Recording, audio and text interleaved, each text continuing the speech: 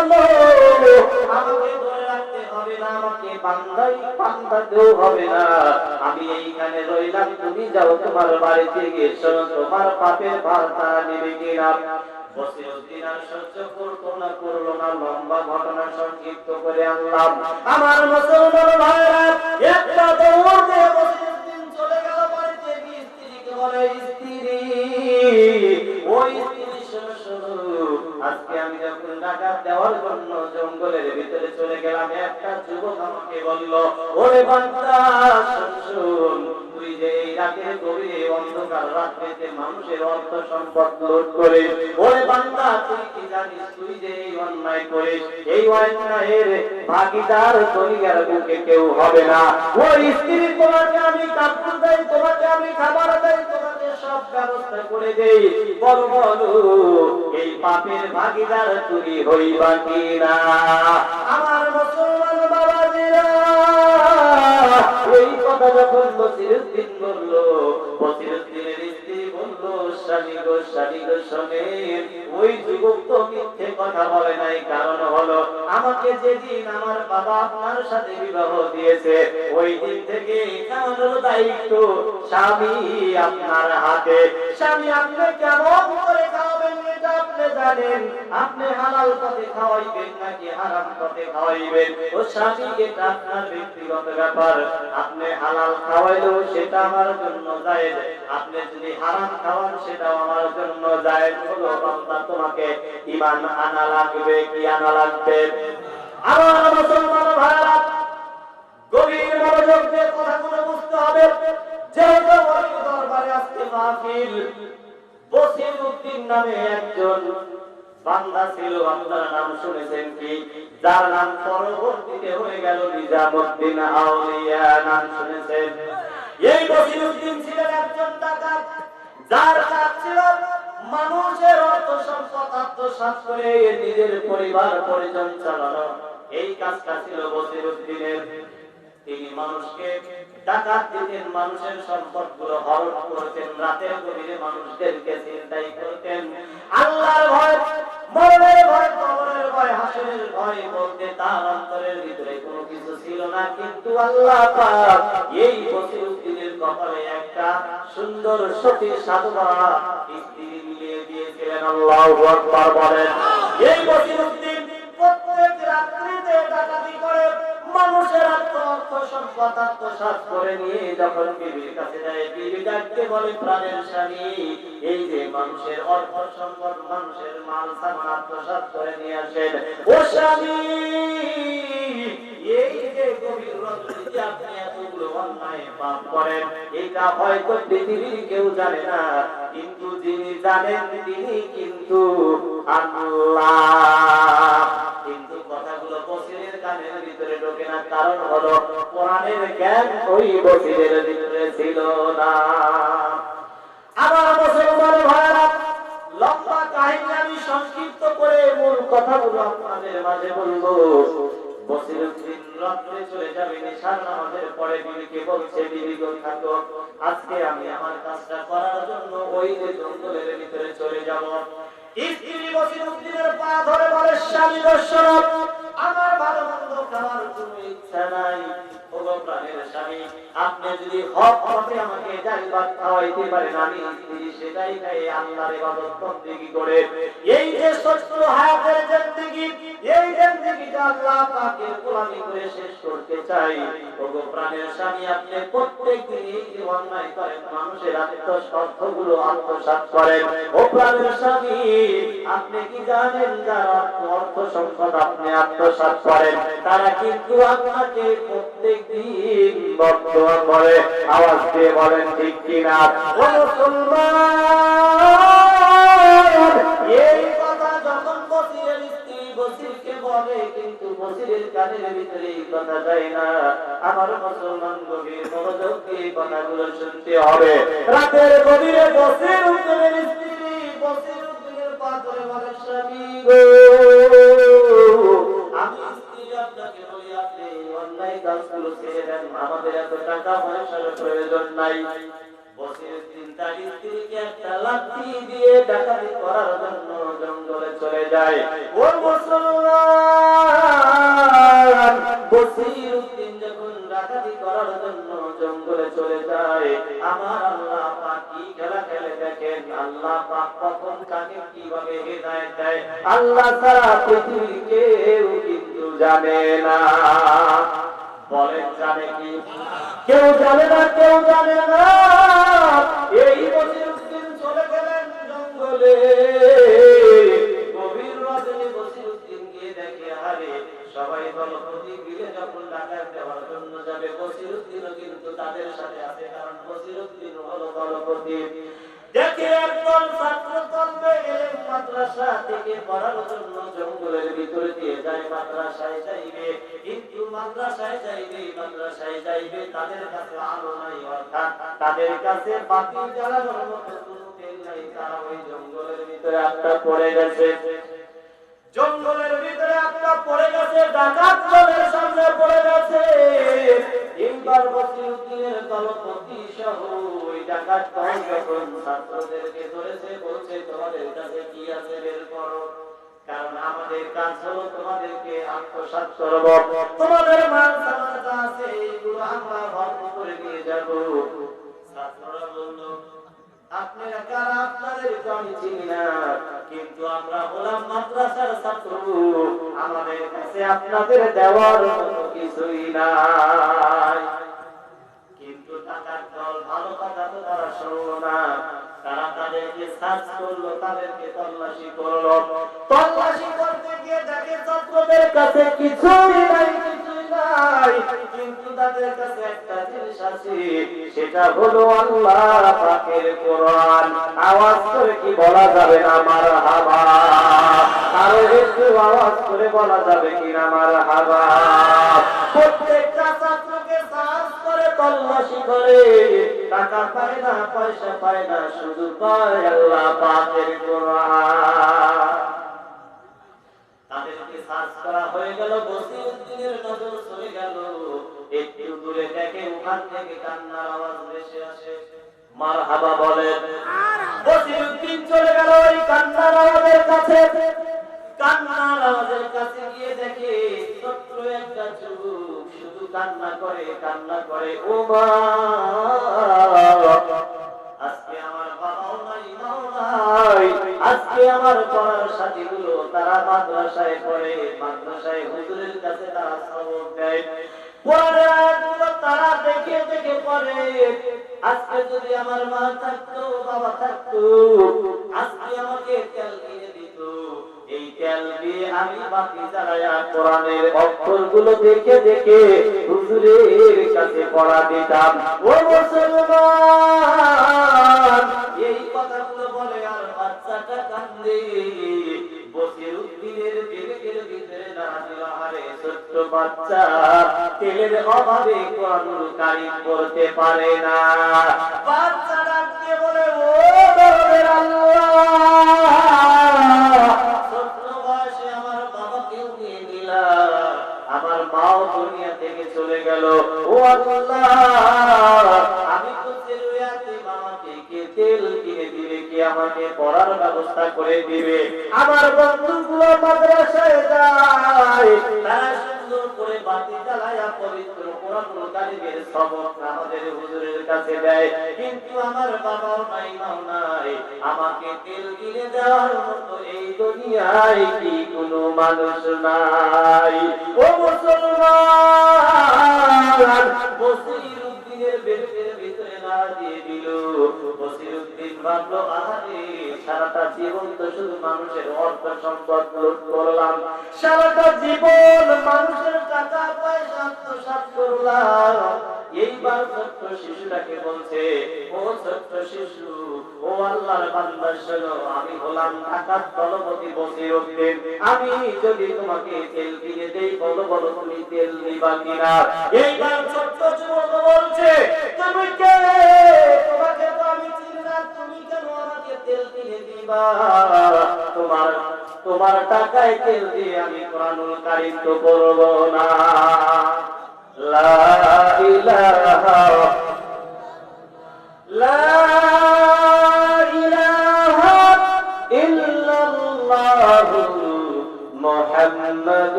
বলবে, তোমাকে যদি আমি তেল কিনে দেই, বলো বলো এই তেল দিয়ে তুমি পরবা কিনা?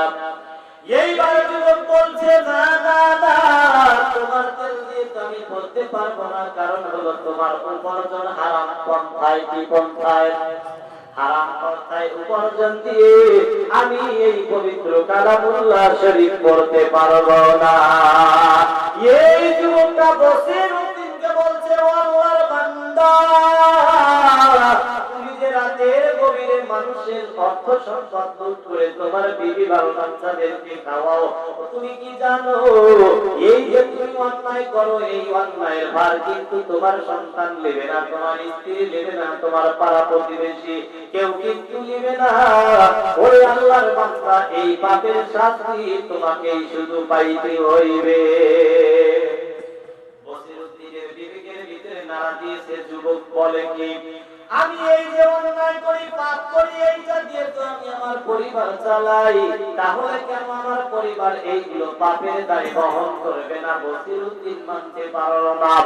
এই বসিরউদ্দিন ওই ছোট্ট ছেলেটাকে সুন্দর করে আর ডাকাতদের কাছে দিয়ে বলে, যুবক তুমি থাকো, আমি আমার বাড়িতে চলে যাই, তাদেরকে জিজ্ঞাসা করি এই পাপের ভার তারা নিবে কি নিবে না। কারণ এই টাকা আমি একা খাই না, এই টাকা দিয়ে আমার স্ত্রীর কাপড় কিনে দেই, আমার সন্তানদের খাবারের ব্যবস্থা করে দেই, সব যদি আমার পরিবারের জন্য ব্যয় করতে পারি, তাহলে এই পাপের দায় তারা কেন নিবে না? ও যুবক, তুমি যা বলেছো মিথ্যা বলেছো, তোমার কথা সত্যি হতে পারে না। ছোট্ট যুবক একটা চিৎকার দিয়ে বলে, ওরে আল্লাহর বান্দা, শোনো শোনো, আমাকে ধরে রাখতে হবে না, আমাকে বান্দাতেও হবে না, আমি এইখানে রইলাম, তুমি যাও তোমার বাড়িতে গিয়ে শোনো তোমার পাপের ভার তারা নেবে কিনা। বসিরউদ্দিন আর সহ্য করতো না, করলো না, লম্বা ঘটনা সংক্ষিপ্ত করে আনলাম। আমার মুসলমান ভাইরা, একটা দৌড় দিয়ে বসিরউদ্দিন চলে গেল বাড়িতে গিয়ে স্ত্রীকে বলে, স্ত্রী, ওই স্ত্রী শোনো শোনো, আজকে আমি যখন ডাকাত দেওয়ার জন্য জঙ্গলের ভিতরে চলে গেলাম, একটা যুবক আমাকে বলল, ওরে বান্দা শোন শোন, তুই যে এই রাতের গভীরে অন্ধকার রাত্রিতে মানুষের অর্থ সম্পদ লুট করে, ওরে বান্দা তুই কি জানিস তুই যে এই অন্যায় করিস, এই অন্যায়ের ভাগীদার দুনিয়ার বুকে কেউ হবে না। ওই স্ত্রী তোমাকে আমি কাপড় দেই, তোমাকে আমি খাবার দেই, তোমাকে সব ব্যবস্থা করে দেই, বল বলো এই পাপের ভাগীদার তুমি হইবা কিনা? আমার মুসলমান বাবাজিরা, এই কথা যখন বসিরউদ্দিন বলল, বসিরউদ্দিনের স্ত্রী বলল, স্বামী গো স্বামী গো শোনেন, ওই যুবক তো মিথ্যে কথা বলে নাই, কারণ হলো আমাকে যেদিন আমার বাবা আপনার সাথে বিবাহ দিয়েছে, ওই দিন থেকে খাওয়ানোর দায়িত্ব স্বামী আপনার হাতে। স্বামী আপনি কেমন করে খাওয়াবেন এটা আপনি জানেন, আপনি হালাল পথে খাওয়াইবেন নাকি হারাম পথে খাওয়াইবেন, ও স্বামী এটা আপনার ব্যক্তিগত ব্যাপার, আপনি হালাল খাওয়াইলেও সেটা আমার জন্য জায়েজ, আপনি যদি হারাম খাওয়ান সেটাও আমার জন্য জায়েজ, কারণ হলো স্বামী আপনি আমাকে যা খাওয়াইবেন ওইটাই আমার জন্য আল্লাহ পাক জায়েজ করেছে। স্বামী গো, আমি তো আপনাকে বলি নাই স্বামী আপনি মানুষের ধন সম্পদ আত্মসাৎ করে নিয়ে এসে খাওয়ান, ও স্বামী আপনি শুনে নেন, হাসরের ময়দানে আপনার পাপের ভাগীদার আমি স্ত্রী হইব না। বলেন বসিরউদ্দিনের বিবেকের ভিতরে নাড়া দেয় কি দেয় না? এইবার বসিরউদ্দিন চলে যায় তার পুত্রের কাছে গিয়ে বলে, ও সন্তান, এত যত্ন করে তোমাকে মানুষ করার জন্য আমি বসিরউদ্দিন রাতের অন্ধকারে আরামের ঘুম হারাম করে দিয়ে মানুষের অর্থ সম্পদ লুট করে তোমাদেরকে মানুষ করানোর জন্য একটা ছোট্ট যুবক বাচ্চা বলেছে, এই যে অন্যায় করি এই অন্যায়ের ভাগীদার কেউ হবে না, কেউ হবে না। ও যুবক রে, ও আমার সন্তান, তুমি বলো আমার এই পাপের ভাগীদার তুমি হইবে কিনা? এইবার ওই যে বসিরের সন্তান বলে, আব্বা গো, ও আব্বা, ওই যে যুবকটা বলেছে সত্য কথা বলেছে, কারণ হলো আমি তো আপনার সন্তান, আমাকে খাওয়ানোর দায়িত্ব আপনার। ও আব্বা জান, আপনি কেমন করে খাওয়াইবেন এইটা আপনি জানেন, আপনি ভালো পথে খাওয়াইবেন না খারাপ পথে খাওয়াইবেন এটা আপনার ব্যক্তিগত ব্যাপার। আসরের ময়দানে এর দায়ভার আমি সন্তান কখনো নিব না। স্ত্রী বলল নিব না, পুত্র বলল নিব না। এইবার বসিরউদ্দিন দৌড় দিয়ে চলে গেল মার কাছে। বসিরউদ্দিন মনে করলো দুনিয়ার সবাই পর হয়ে গেলে মা কখনো পর হয় না। একটু কাশা নিয়ে বসিরউদ্দিন চলে গেল মার কাছে। মার কাছে গিয়ে বলে ও মা, এত কষ্ট করে ডাকাত দিয়ে অর্থ সম্পদ নিয়ে আসি, স্ত্রী আমার এই কষ্টের ভাগিদার হইল না, আমার সন্তানও আমার কষ্টের ভাগিদার হইল না। ও মা বলো বলো তুমি মা আমার পাপের ভাগিদার হইবা কিনা?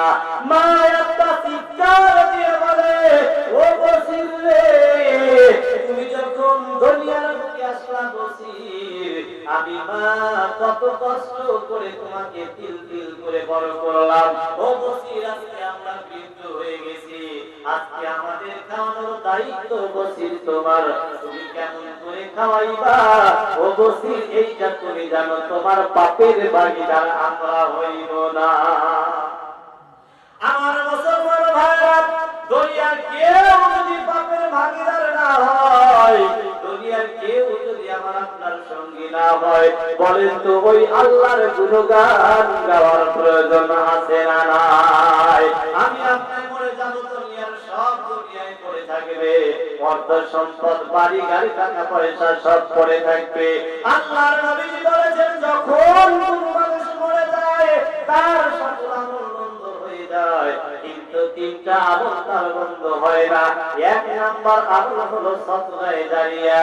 ও মুসলমান, এই যে মাহফিলের আয়োজন করলেন, চাউলের ব্যবস্থা হয়ে গেল, ডাউলের ব্যবস্থা হয়ে গেল, এইগুলো করতে গিয়ে টাকা পয়সার প্রয়োজন হয়েছে কি হয় নাই? আজকে কত যাত্রা হয়, কত গান বাজনা হয়, এই গান বাজনা যাত্রার জন্য আমরা সহযোগিতা করি, এই সহযোগিতা করে জাহান্নামে আমি আপনি কিনে রাখি।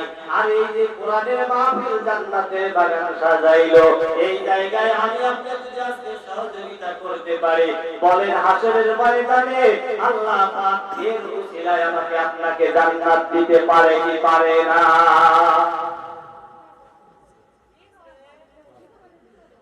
আল্লাহ তাআলা আমার বন্ধু হাফেজ আলহাজ রাজু, হাফেজ রাজু 400 টাকা এই মাহফিলের জন্য করে গেল দান। বাড়ি কিন্তু গলজানি দিল এই মানিক সাহেব। বলেন তো এটা আল্লাহর কাছে পছন্দ হবে কি হবে না? এই কোরআনের মাহফিল চলবে কিয়ামত পর্যন্ত। হাসরের ময়দানে আমি আপনি যেদিন নির্ভয় হয়ে যাব, আল্লাহ পাক শুধু বান্দার ওসিলা তালাশ করবে। ওই দিন আজকের এই ওসিলাটা আমার আপনার জন্য নাজাতের ওসিলা হইতে পারে কি পারে না? আমি অল্প সময় আপনাদের মাঝে কিছু টাকা যদি চাই, বলেন আপনারা দিবেন কি দিবেন না? আজকে দুনিয়ার বুকে বাড়ি রয়েছে, গাড়ি রয়েছে, আল্লাহ তাআলা হাফেজ রাজু ভাবি 200 টাকা এই মাহফিলের জন্য করে গেল দান। মাওলা গো কোন আশায় কোন দান, কোন উদ্দেশ্যে দান করে গেল, এই দুনিয়ার কেউ না জানলে মাওলা তুমি জানো, তাদের মনের নেক মকসদ পূর্ণ করে দাও। আমরা একটু আওয়াজ করে বলি আমিন। ও বাজান, এই দুনিয়ার বুকে বাড়ি গাড়ি টাকা পয়সা সব পড়ে থাকবে, আমি আপনি শুধুমাত্র কেবলমাত্র 3টা কাপড়ের কাপড় নিয়ে কিন্তু যাইতে পারবো, তার বেশি কিন্তু যাইতে পারবো না। সরিবরির জাফর ভাই 500 টাকা এই যে মাহফিলের জন্য দান করে গেল। মাওলা কোন আশায় দান করেছে তুমি ভালো জানো, তার মনের নেক মকসুদ পূর্ণ করো। সরিবরির মালিক ভাই 100 টাকা দান করে গেল। মাওলা যে আশায় দান করেছে তার মনের নেক মকসুদ পূর্ণ করো। বংশের ভিতরে যারা কবরে চলে গেছে, কবরের আযাব মাফ করে দাও। ও দরদের আল্লাহ, সেই দিন হাসরের ময়দান কায়েম হয়ে যাবে, এই দানগুলোর বিনিময়ে তুমি হাসরের ময়দানে নাজাত দিয়ে মাওলা বিনি হিসেবে জান্নাত নসিব করে দাও। সকলে বলে আমিন। দোকানদার ভাইরা সবাই মিলিতভাবে মাহফিলের জন্য 540 টাকা দান করে গেছে। ও মুসলমান, এই যে বসিরউদ্দিন মায়ের কাছে গিয়ে বলল, মা গো, ও মা, সবাই বলেছে পাপের ভাগীদার কেউ হবে না। ও মা, তুমিও বললা পাপের ভাগীদার কেউ হবে না। বাকুয়া পীর